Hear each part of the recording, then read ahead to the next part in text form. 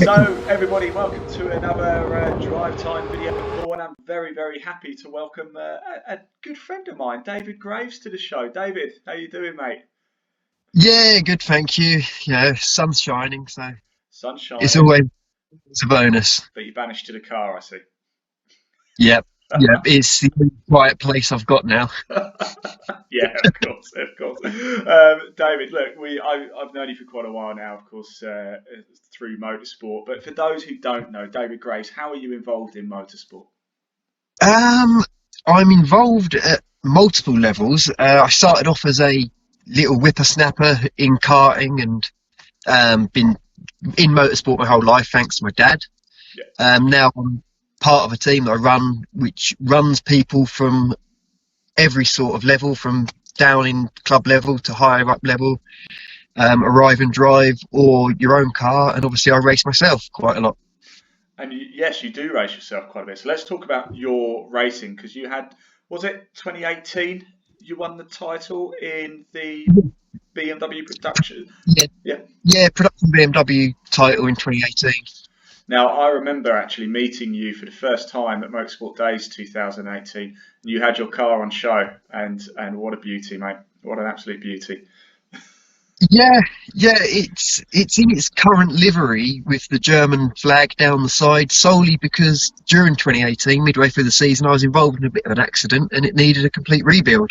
Oh, So it changed from a white car to a grey car with the German flag, because the next meeting on our calendar was Deutschfest. So we perfect. thought, might as well get the car fit in. Nothing to do with German efficiency, just it was Deutschfest coming up.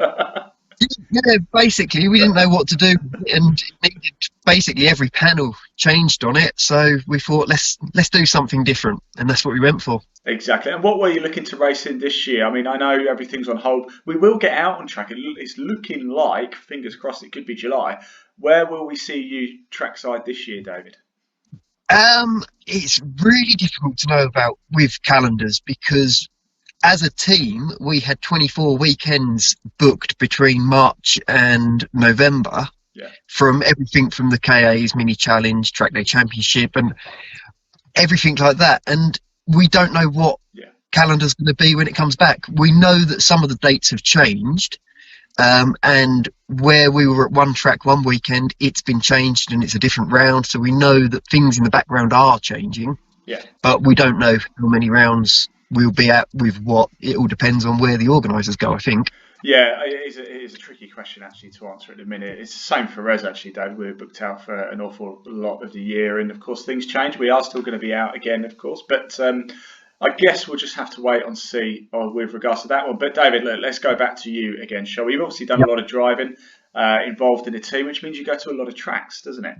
So, Yes. do you have a particular favourite place? Is there one place that you just get a knot in your stomach? You think, oh, I'm going to this particular track this weekend. I cannot wait. Yep.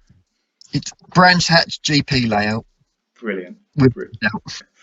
Do you know what? It's Brands Hatch is probably for me as well. It's just you drive in and you just see the bowl. You just, it Yep. really, and it's only an hour's drive from my house, which is handy as well. Well, yeah, that's the bonus. It's for me. Brands Hatch is still very, very much how it was, especially when you're out in the woods. There's not a lot of runoff. There's quick corners, and it's just a great place to be.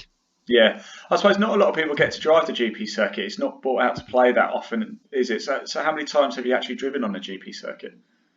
Um, Quite a few. Fortunately, the production BMW Championship races on the GP layout. And last year I went 3 weekends back to back at the 2 weekends, sorry, back to back at the Grand Prix track with the MSV Track Day Trophy and then the MSV Track Day Championship in the 130. Oh, fantastic. There you go. That answers that. So I've got another question for you here, David, and I love asking this one because it tells you a lot about your taste in cars. So you and me, we're at Brands Hatch, okay, and you got the GP Yep. circuit, and you got it all to yourself. You got 10 laps all to yourself, and I can make any car appear. It could be past, present, road car, race car, anything. We're in complete fantasy land. What are you taking out for 10 laps around Brands Hatch GP circuit? It would be a 1963 7 litre Ford Galaxy. Wow. Okay. I can assure you that this is we've done nearly 50 of these calls now. Nobody said that. No, no, well, if I'm honest with you, the modern traction control ABS, it doesn't appeal to me. I like to drive a car, not push buttons and turn the steering wheel. You're a purist then. You're of the 1950s, 60s, and 70s F1 ilk, are you? Yeah, I just think there's a bit more involved. Like the 130 that I race, we've got rid of traction control and ABS and everything off of that because I like to feel the car. Yeah, yeah, absolutely. It does have disadvantages in the wet, but just drive around it. Fair enough, fair enough. Now, David, obviously involved in your career, you've probably had one or two moments where you thought, "Oh no, I can't believe I've done that." What's been the most embarrassing moment during your racing career? Oh, you could be trackside; it doesn't necessarily have to be on the road. But what have you done? Um, there have been so many, I wouldn't know where to start, but one that sticks out solely because I was talking to Sam Strong, who you had on the show Yeah, recently. And we had a really good race at Cadwell Park in 2017, 2016, somewhere around there. And there was three of us battling for the whole 20-minute race. We took the checkered flag, all calmed down. I undo the window, start waving to the marshals and forgot to turn and went straight off the track. So that was quite embarrassing.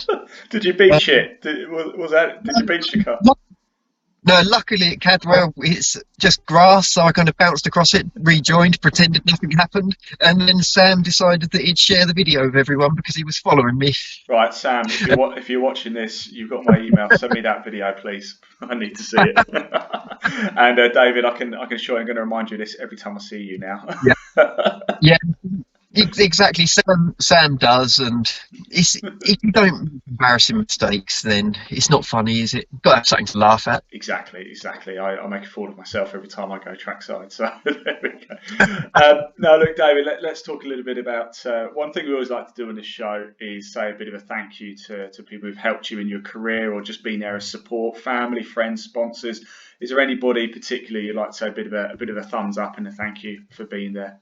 Um, yeah, there's so many people. Obviously, you know us and our team, and you'll know that there's a fair few of us, and they're all A volunteers.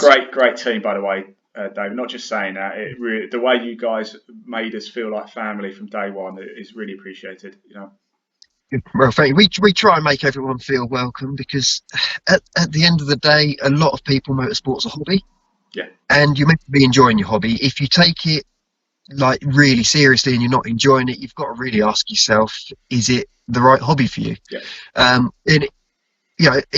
like me and my wife Vicky, we have quite a common conversation of I argue I'm not a competitive person and she argues that I am, and her side of the argument is that if I'm not winning, I'm not happy.